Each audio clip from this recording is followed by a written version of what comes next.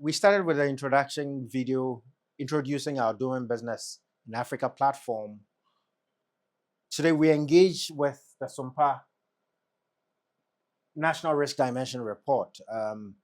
Our view towards this video is breaking down the report in a way that gives value and helps us appreciate the uncertainties along this. At the beginning of the year, we did an outlook of doing business in Ghana and on the continent, looking at 7 sectors and what the trends were and what the likely business occurrence were likely to be. Subsequent to that, which was published on the 7th, we saw a lot of learnings or a lot of leanings on the Ghanaian budget on what we had done, which gives us a lot of comfort to understand that the research that went into the Outlook report needs to be commended. Now, we've started with an understanding of the uncertainties around doing business in Ghana and on the continent. We start by labeling 7 dimensions and 7 contexts in which the risk and uncertainties are measured. So we have political and governance, we have economic and financial, we have legal and regulatory, we have security and operations, we have social, cultural, and human capital, we have environmental and climate, and then technology and infrastructure. What our next 7 videos will be about is helping us understand the uncertainties that exist as at the end of Q1 in doing business in Ghana in particular, but also the leanings on the continent. So for purposes of the general summary, I think that for political risk, we know that there's general certainty, but what we need to understand is, although stability, there are challenges which we would understand. If you go to economic, understanding is that yes, there's some optimism, but there's still a lot of caution in the winds. Legal and regulatory remains a moderately profiled risk. Security is elevated with concerns, particularly in Ghana. And then social, cultural has its persistent challenges.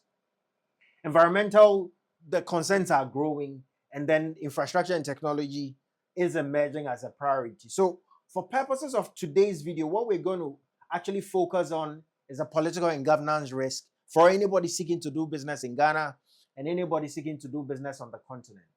What exactly do we mean by this dimension? We mean that is really measuring government stability, policy consistency, elections, cycles, regulatory changes, and the predictability of policy generally, right?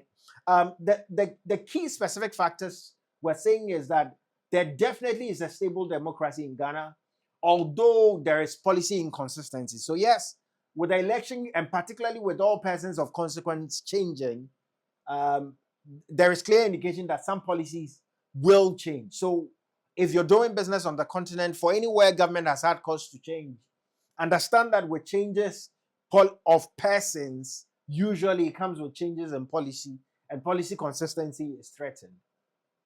The second one is an understanding of bureaucracy and corruption. It appears that there is general sentiments around perception of corruption and bureaucracy in a way that is concerning.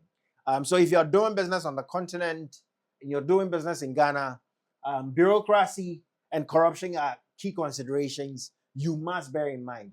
Of course, election integrity, generally there's free elections, free and fair elections. Of course, violence in some areas persists, but generally elections, the integrity of elections are deemed to be free and fair in Ghana and in some growing democracies on the continent. Now, this is an interesting one, which is foreign influence and geopolitical dynamics. Ghana is always maintained neutrality, but I think that the evolving conversations around BRICS and dependency on China is an interesting one, not only for Ghana, but across the continent in general. Now, if you're doing business on the continent, what do you need to know? What we're saying is that have a clear advocacy and government engagement outfit. For anybody doing business in Ghana and on the continent, you must have a program of government engagement, because particularly as the people behind the policy that matters, build the relationships in order to engage with government and to advocate for purposes as business collectives in order to influence policy. The second one we're saying is that understand the different scenarios. doing business on the continent requires a bit of flexibility, right? And that flexibility requires that you have different scenarios and your business continuity planning is top notch. So understand flexibility such that you can adjust your policy based on the changes in government policy. The third one we're saying is that have a clear ABC policy, which is an anti-bribery and corruption policy. Whatever your business you do on the continent, I think that your clarity around ABC is important. And you would have to have an ABC program if you want to be sustainable on the continent. The fifth one we recommend is that for purposes of doing business with anybody on the continent, whether you're a foreign interest or your local interest, be interested in trying to understand the background of the partners you choose and understand that you may be entangled. So you really, really want to do your due diligence on your partners before you choose them. And the last one is third party. Ensure that vendors and all your third party and supplier dependencies are deeply rooted in your understanding of what your ABC is in order to save you from this risk of corruption in doing business in Ghana. So in ending this video, 4 key takeaways for purposes of the risk or the uncertainties in doing business in Ghana. Understand that policy inconsistency because of election and government changes. Understand that there is real risk of corruption and bureaucracy. Understand that, yes, although there are generally integrity around elections, the tensions have not exactly abated, and the politicization of issues in Ghana and in many parts of the continent is real. And of course, foreign interest is a real conversation that needs to be had. What does that mean for you as a business? Have a government engagement program, have a scenario planning program, and be flexible with your model. Have a clear legal and compliance advisory wing, both internal and external, where you maintain a clear focus on what is going on in the policy space. Have a strict ABC program, and then do your due diligence on partners and make sure that your third parties are bound in contract to follow your ethical and your standards. So this is our series 1. What we're saying is that doing business on the continent in Ghana comes with some understanding of the political climate and the governance climate, which has a real impact on your business. And so have a clarity of thinking around how do you put these measures in place, government engagement program, scenario planning, having a clear legal and advisory services backbone, having an ABC program, due diligence, and third-party contracting in a way that protects you. So that is our message for today. We hope that it brings you value. Do engage with our content, interact with us, share it with others, follow.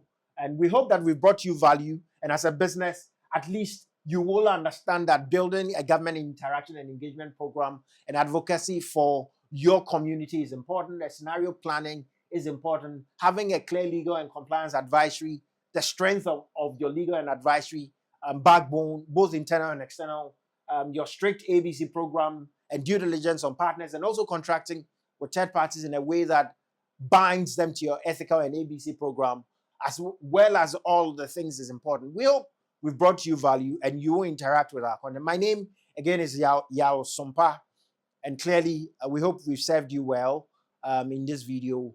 Please do stay with us on this journey. See you in our subsequent videos where we break other risks in our dimension down. Thank you for staying with us. My name is Yao Sompa. Again, Uhuru.